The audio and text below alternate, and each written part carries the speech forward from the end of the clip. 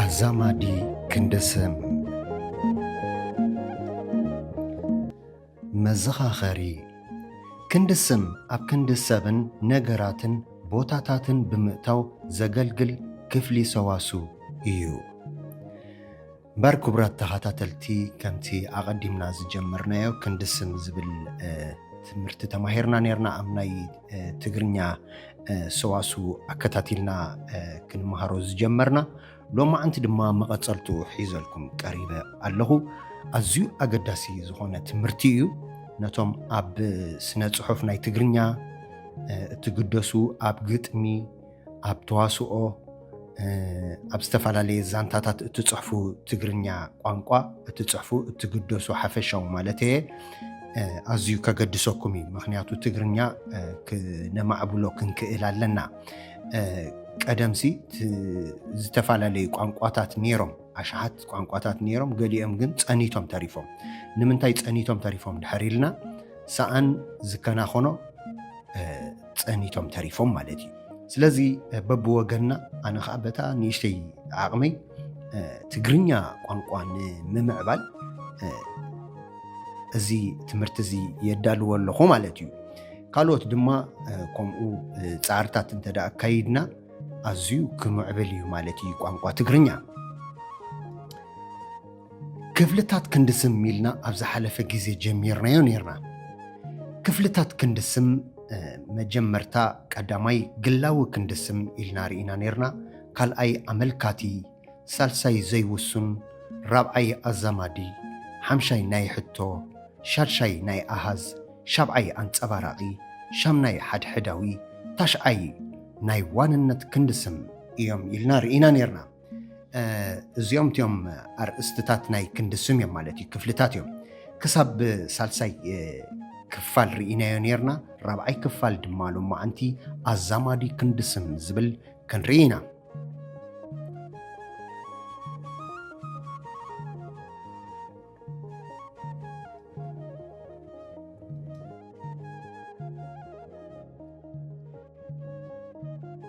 ኣዛማዲ ክንድስም ዝበሃል ከም ክንድስም ኮይኑ ክበቅዕ ንኽልተ ሙሉእ ሓሳባት ወይ ሓረጋት ዘዛምድ እዩ። ኣዛማዲ ክንድስም ዝበሃል ከም ክንድስም ኮይኑ ክበቅዕ ንኽልተ ሙሉእ ሓሳባት ወይ ሓረጋት ዘዛምድ እዩ። ክልተ ሓረጋት ቋንቋ ናይ ትግርኛ የዛምዶም ማለት እዩ፣ ንኽልቲኦም የዋሃህዶም። እዚ እቲ እዛ እዞም ቃላት እዚኣቶም ንምውሃድ ዝጠቕሙና እዮም። እዚ እቲ እዛ እታ እዞም እቶም እዘን እተን ነዚኣተን ብኣብነት ጌርና ክንርአን ኢና። ንኣብነት እታ ዝነደደት ቤት፣ እቶም እንምህሮም ህፃናት፣ እቲ እንበልዖ ስጋ። ኣብዚ ኣብነት ርኢና የደለና እቲ ኢሉ ዝነደደት እታ የቕሬታ እታ ዝነደደት ቤት እታ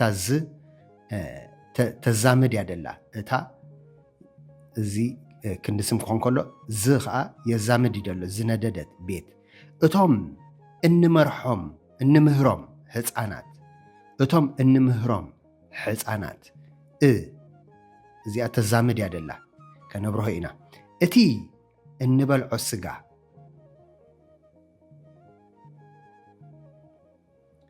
እታ ዝነደደት ቤት ክበሃል ከሎ ኣብ ክንዲ ቤት እያ ኣትያ ዘላ። እታ ዝነደደት ቤት ሕጂ እታ ክንድስም ትኸውን ኣላ፣ እታ ትብል ፊደል።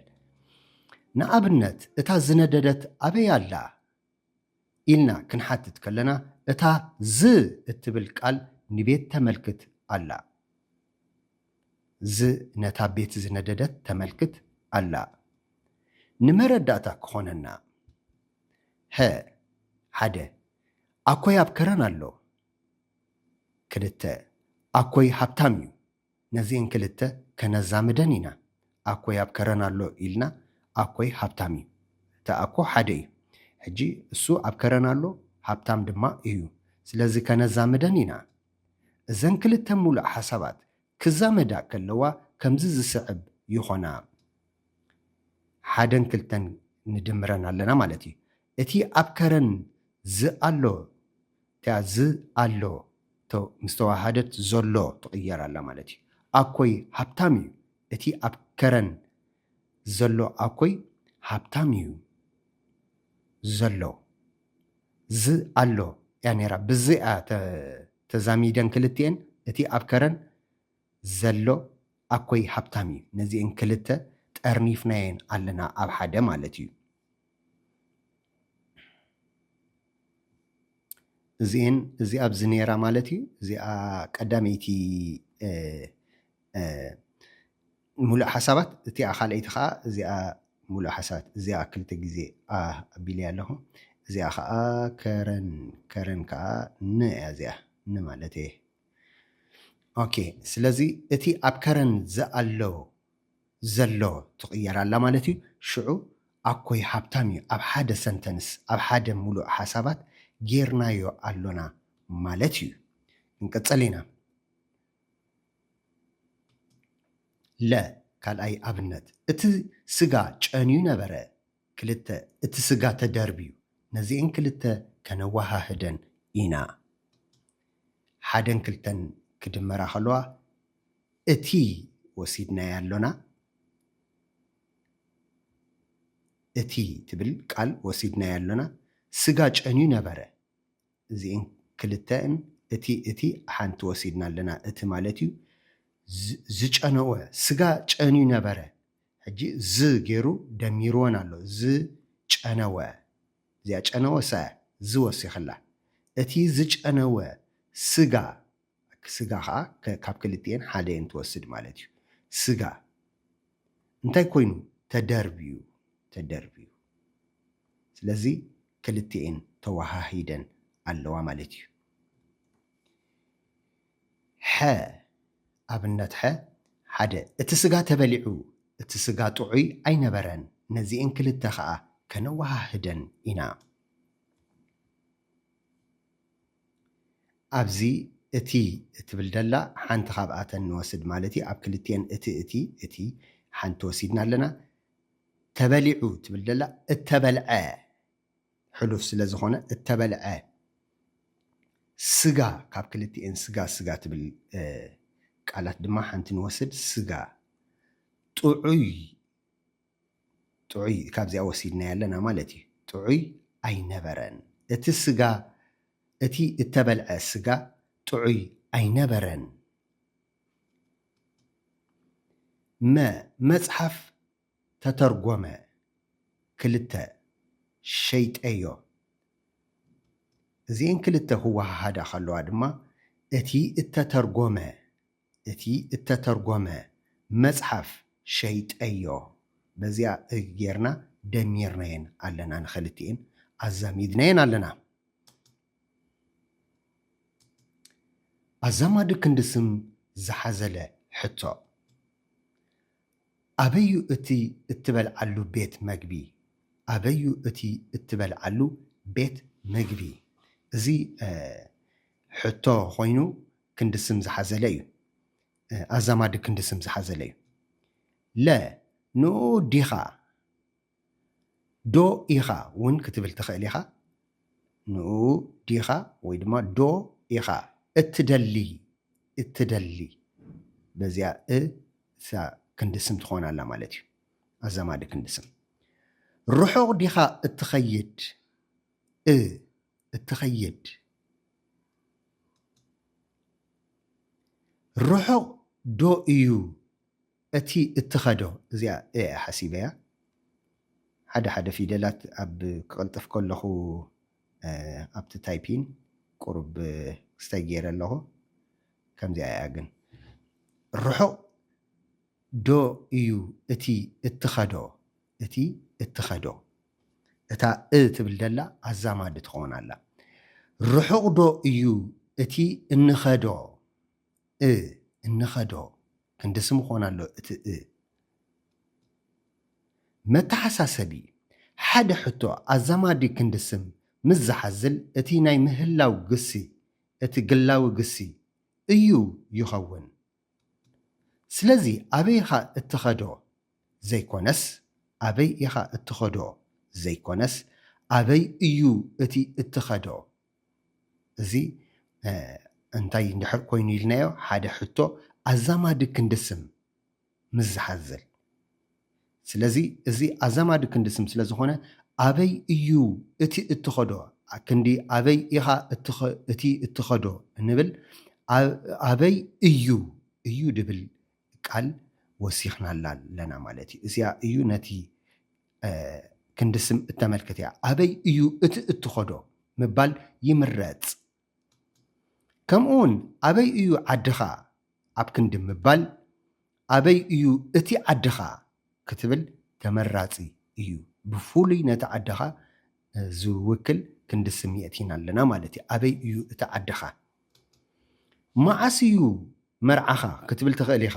መዓስ እዩ መርዓኻ ግን መዓስ እዩ እቲ መርዓኻ እቲ መርዓኻ እዚኣ ምልክት ሕቶ እያ። ከምዚ ማለት እዩ። 3 ነጥቢ ኢና ንገብር ኣብ ትግርኛ። ኦኬ በየን እዩ ገዛኺ ክትብል ትኽእል ኢኻ። እቲ ዝሓሸ ግን በየን እዩ እቲ ገዛኺ እቲ ገዛኺ ኣዛማዲ ክንድስም ዝሓዘለ ሕቶ ስለ ዝኾነ ማለት እዩ። ክንደዩ ዋጋኡ ክትብል ትኽእል ኢኻ።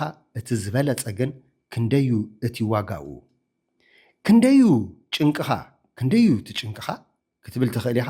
ክንደዩ እቲ ጭንቅኻ ተመራፂ ይኸውን ማለት እዩ። ከመዩ ናብራኹም ክንዲ ምባል ከመዩ እቲ ናብራኹም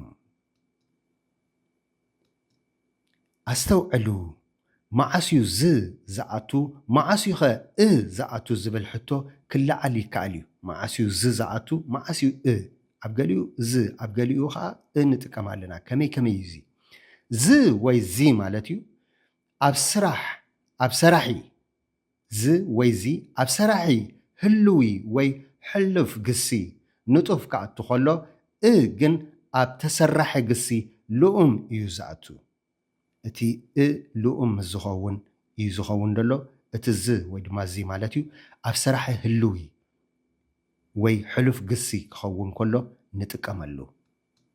ንኣብነት ከነብርሆ ኢና ብኣብነት ጌርና ዝበልናዮ በልዐ ግሲ ክኸውን ኣሎ ማለት እዩ። ተበልዐ እተበልዐ ሕጂ ብምውሳኽና እንታይ ክኸውን ኣሎ ሕሉፍ ኮይኑ ልኡም ክኸውን ኣሎ ማለት እዩ። እተበልዐ በልዐ ግን ህልዊ እዩ። ግሲ በልዐ ሰራሒ ይበልዕ ንሱስ ይበልዕ ዝበልዕ ወይ ዝ ክድመር ከሎ ዝ ይኸውን ማለት እዩ። ዝበልዕ መጠንቀቕታ እውን ከም ኣዛማዲ ክንድስም ኣብ ቅድሚ ት ከምኡ እውን ኣብ ቅድሚ ነ ህልው ግዜ ይኣቱ እዩ። ኣብ ህልው ግዜ ይኣቱ እዩ እዚ ማለት እዩ። በልዐ ትበልዕ እትበልዕ እዚ ተወሲኽዎ ኣሎ። ሕጂ ኣብ ኣዛማዲ ክንድስም እንዲ ኣብ ቅድሚቲ ት ኣትሎ ንህልው ግዜ ይኣቱ እዩ ክንጥንቀቐሉ ዘለና ማለት እዩ። ንኣብነት ኣታ እትበልዕ ዘለኻ ቀስበል እንተዳ ኢልካዮ ህልው እዩ። ህልው ኮይኑ ግን ንጥቀመሉ ኢና።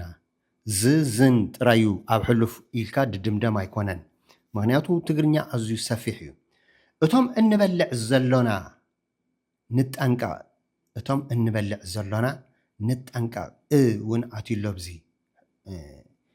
ናይ ህልው ኮይኑሎ ተወሳኺ ከምኡውን ዝን ምስ ቅፅል ኮይኑ የገልግል እዩ። ምስ ቅፅል ኮይኑ እውን የገልግል እዩ። ንኣብነት ንርኣይ ነዊሕ ዝቁመቱ ሰብኣይ ምስ ትቅፅል ቁመት ቅፅል እዩ። ስለዚ ዝ ምስ ኣተዎ ግን ዝቁመቱ ሰብኣይ ቀይሕ ዝፀጉራ ሰበይቲ ዝ مستقصل يأتي مكرا زمل أسرح ز مسقصل أتيلو بوركي التلبتت ساعات أتيلو مسقصل مس زون مسقصل يأتي أبكلتيو كم زأتو كنت انكغلو يقبعنا قصيلنا النريو ناي حتو خندسمي سقاب حج زرعنايو أزامادي كندسم نيرو حجيجن ناي حتو كندسم ناي حتو ملو حسابات وي حرقات نمقرب يقلقل إذا كندسم زي ناي حتو ملو حسابات ناي تحتو سي ملو حسابات وي حرقات نمقرب يقلقل بعال بيت ناي واننت تسحبي بعال بيت اتي كاندي أتكباري يخون له ناي واننت دما وانا زملكتي تسحب دما أتكبار مالتي تسحبي نابنت نرأيو من ناي من نمن من بعال بيتي كاند بعال بيت خون له ناي واننت دما ناي من زان ناي تبل نواننت تزي كوينو بزح كنتك أملا يبلنان ناي بزح ساعة أبتع صحفات ناي بزح ناي بزتاخ على متن أدلاي تزي كوينو ناي عينتك أمن إنا ناي من نمن الزجن أتكباري تسحبي أينايتي نايوان النتيزي ناينايتي ناي أينايتي كان بالكلنا جن أتكباري إزخون دلزي انتاي ناي انتاي نمنتاي نانتاي بزحي منوت منمن إنمن ناي منوت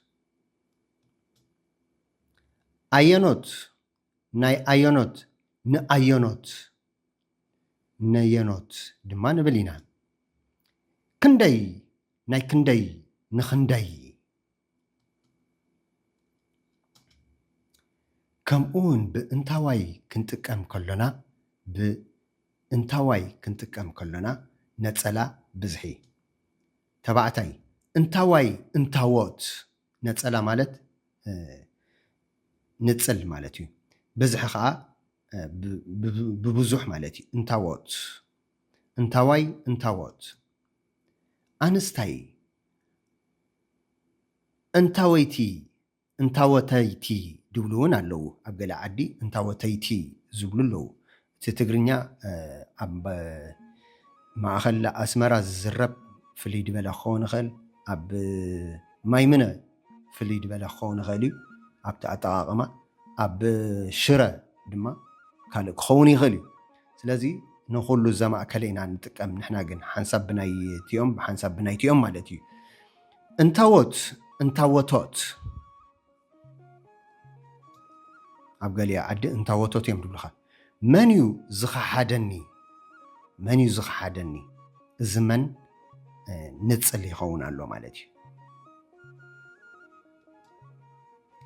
انتاوايو كبأسن نزمت زلو نمنتاي أبيخا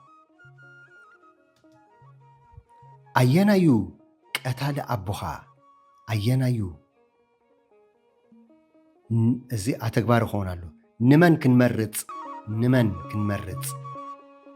انتاي وريدوكا زي من يوم مخرتخا نيمن يو زي وزتا كنتقم نخيل بار كبرت تخاتاتلتي زغط المهرو ناي أهز كندسم زبليو كتكتاتلو يعدمكم ازي channel كقصل انت خوينو جنا رئيتهم اب كومنت مصحف وساني يقبرو كساب نايزمت غزي اب زلخمو شالوم